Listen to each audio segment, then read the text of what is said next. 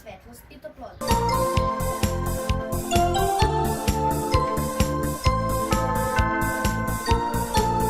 Zemlja kruži oko sunca, zato imamo različita godišnja doba, proleće, leto, jesen i zimu.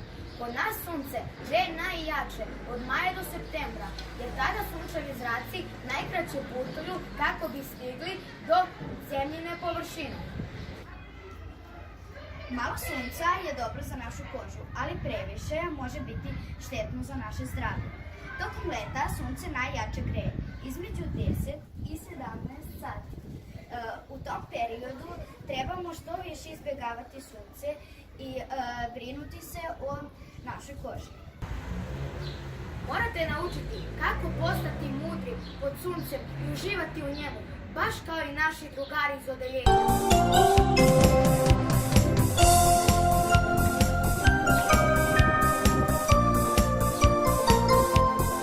Idemo da vidimo šta kaže naš UV indikator. Zračenje od 1 do 2 bezbedno je, što znači da naši drugari mogu bezbedno da snimaju filmić. Idemo da vidimo šta naši drugari to snimaju. Idemo.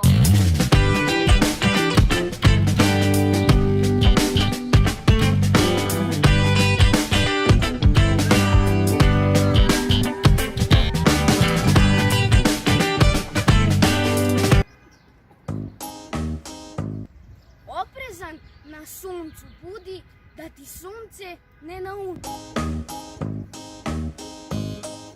Flašicu vode uvek sa sobom nosi, jer kad je vruće vodu treba često piti.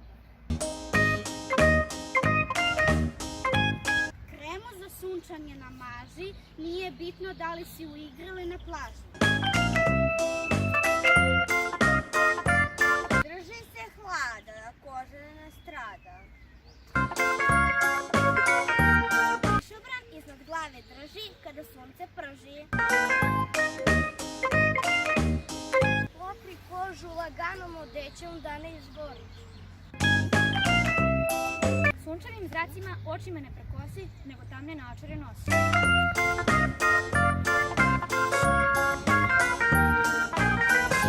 Zaštiti se od mrakog sunca uz šešir širokih poboda.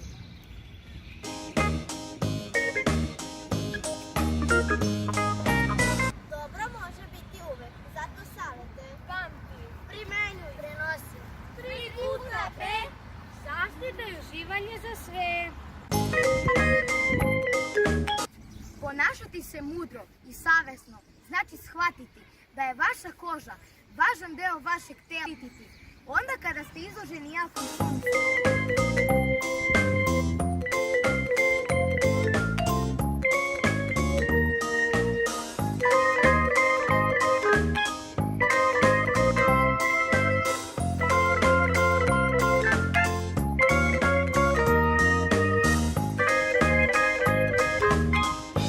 U školi, dvorištu, na odmoru ili dok se igrate u prirodi.